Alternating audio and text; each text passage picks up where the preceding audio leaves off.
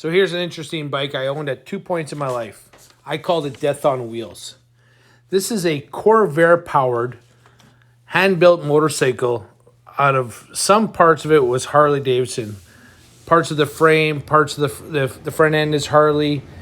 It was put together in Southern Ontario, I think in the 1960s. And it was actually featured in a Popular Mechanics magazine.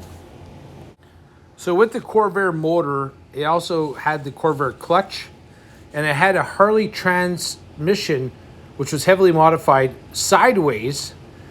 It had homemade hydraulic brakes. I believe an Alice Chalmers tractor shifter setup.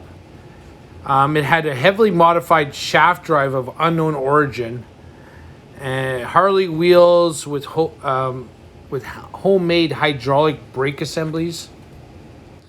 It was a hand shift foot clutch with drum brakes front and rear, hence the name Death on Wheels.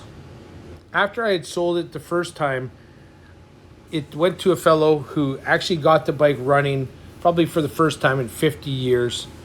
And when I got it back, it was missing a lot of the original components. So at that point, I decided to take it all apart and use up the Harley parts for myself on various projects.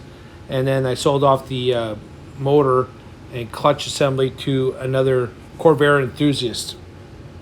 This is not what I usually do, but I could use some of the parts. And then the frame turned out to be a 37-38 knuckle front section, which went to a knucklehead restorer.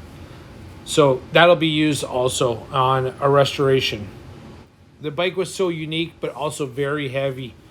And there was some questionable components on it that I wouldn't want to take this bike down the road and try and ride it. The dual fan oil coolers were quite the setup.